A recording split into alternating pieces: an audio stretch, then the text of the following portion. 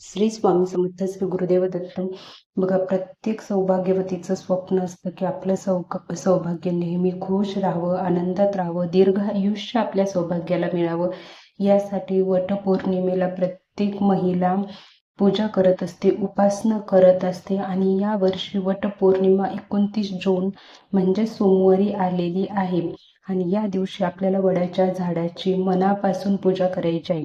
बघा, ज्येष्ठ पौर्णिमा तिथी प्रारंभ होत आहे 28 जूनला म्हणजेच रविवारी सकाळी 8:35 आणि ज्येष्ठ पौर्णिमा तिथी समाप्ती आहे सोमवारी म्हणजेच 29 जून 2026. आणि आपण जी तिथी सूर्याने पाहिली असते ती तिथीच आपण गृहीत धरत असतो, म्हणून वटपौर्णिमा ही सोमवारी आलेली आहे. आणि सोमवारी देखील वड पूजण्याचा वेळ खूप कमी म्हणजे 8:55 ते 10:40 पर्यंत आहे. या वेळेत वडाची पूजा करणं शुभ मानलं जातं, किंवा मग तुम्ही नाही जमलं तर 12 पर्यंत पूजा करू शकता. पण या वटपौर्णिमेला आपल्याला काही गोष्टी करायच्या आहेत, काही गोष्टी टाळायच्या आहेत. त्या गोष्टी कोणत्या आहेत, कोणत्या टाळायच्या आहेत, सर्व माहिती मी या व्हिडिओमध्ये सांगितलेली आहे. त्यामुळे व्हिडिओ शेवटपर्यंत नक्की बघा. तुम्हा सर्वांचं खूप खूप मनापासून स्वागत आहे आपल्या निष्ठा या यूट्यूब चॅनलमध्ये. तुम्ही अजून आपल्या चॅनलला सबस्क्राईब केलं नसेल तर चॅनलला नक्की सबस्क्राईब करा. व्हिडिओ आवडला तर व्हिडिओला लाईक करा, कमेंट करा.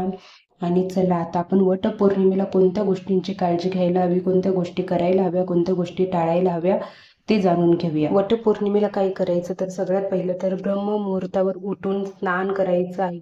शक्य होत नसेल ब्रह्ममुहूर्तावर उठणं तर कमीत कमी लवकर उठून स्नान करून स्वच्छ आणि आपले चांगले कपडे वस्त्र परिधान करायचे आहेत आणि मन शांत ठेवून दिवसाची सुरुवात करायची आहे. उशिरापर्यंत झोपायचं नाही आहे. बघा, टाइम देखील खूप लवकरच आहे. 8:55 आपल्याला वड पूजण्याचा टाइम सुरुवात होत आहे आणि 10:45 पर्यंतचाच टाइम आहे. त्याच्यामुळे लवकर उठून तुमच्याकडून जितक्या लवकर शक्य होईल तितक्या लवकर तयार होऊन नैवेद्य बनवून वडाची पूजा आपल्याला करायची आहे. आणि पूजा करण्यापूर्वी मनापासून संकल्प करायचा आहे. पूजा करण्यापूर्वी देवापुढे उभं राहा, आपल्या कुटुंबाच्या सुखासाठी, आरोग्यासाठी, समृद्धीसाठी प्रार्थना करा, नवऱ्याच्या दीर्घायुष्यासाठी प्रार्थना करा. त्यासोबतच वडाच्या झाडाची विधीपूर्वक पूजा करायची आहे. हळदी कुंकू, अक्षता, फुलं, नैवेद्य सर्व काही व्यवस्थित अर्पण करायचं आहे. वडाच्या झाडाला दोरा गुंडाळून प्रदक्षिणा घालायची आहे.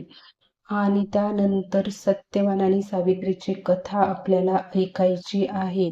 आणि ही या व्रताची मुख्य परंपरा मानली जाते. त्याच्यामुळे वडाची पूजा झाल्यावर सत्यवान सावित्रीची कथा नक्की ऐकायची आहे. त्यानंतर या दिवशी दान धर्म करण्याला देखील खूप महत्त्व मानलं जातं. त्याच्यामुळे फळं असू द्या, अन्न, वस्त्र, जे काही तुम्हाला शक्य होईल ते आपल्या क्षमतेनुसार गरजू व्यक्तींना आपल्याला दान करायचं आहे. त्यासोबतच दिवसभर घरामध्ये वाद होणार नाही, राग होणार नाही, कटू शब्द कोणी एकमेकांबद्दल बोलणार नाही, सगळे प्रेमाने वागतील, या गोष्टीची काळजी आपल्याला घ्यायची आहे.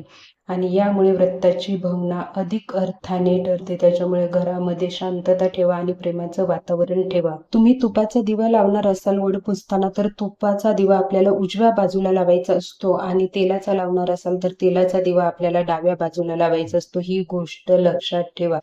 त्यासोबतच तुम्ही वडाला जेव्हा धागा बांधणार आहात तो धागा आपल्याला तोडून आणायचा नाही, या गोष्टीची देखील काळजी घ्यायची आहे. ती धागा आपण गुंडाळून झाला, 7 फेरे मारून झाले की तिथेच ठेवायचा आहे. त्यानंतर वडाच्या झाडाची फांदी तोडून आणून घरी पूजा करायची नाही. एकतर वडाच्या झाडाची जाऊन पूजा करा, किंवा एखादा फोटो काढा, प्रिंट काढून आणा, किंवा रांगोळी काढून, पण वडाच्या झाडाच्या फांदीची पूजा करायची नाही आपल्याला. या गोष्टी टाळायच्या आहेत ह्या. त्यासोबतच राग करायचा नाही, भांडण करायचं नाही, कोणाबद्दल वाईट बोलायचं नाही. पूजा करताना पूजा घाईमध्ये करायची नाही. मनापासून आणि श्रद्धेने आपल्याला पूजा करायची आहे. वडाच्या झाडाची पूजा करताना वडाच्या झाडाची फांदी तुटणार नाही, पानं तुटणार नाही, या गोष्टीची काळजी करायची आहे. वडाचं झाड खूप अत्यंत पवित्र मानलं जातं आणि या दिवशी वडाच्या झाडाची पूजा मनोभावे केली तर नक्की तुमच्या नवऱ्याला दीर्घायुष्य लाभेल. आणि पूजा करायला जाणार आहात तुम्ही वडाची, फक्त दिखावा करायला नाही की मी साडी कशी घातली आहे, माझ्याकडे कोण बघणार आहे, मी सगळ्यात सुंदर दिसली पाहिजे. याच्यापेक्षा महत्वाचं आहे तुम्ही किती मनाने पूजा करताय, किती मनोभावे तुम्ही प्रार्थना करताय. त्याच्यामुळे दिखावा करू नका. तुम्ही व्यवस्थित जा, साडी व्यवस्थित घाला, सगळं काही व्यवस्थित करा, पण त्यासोबत पूजा देखील मनापासून करा. तरच तुमची ती पूजा सफल होणार आहे.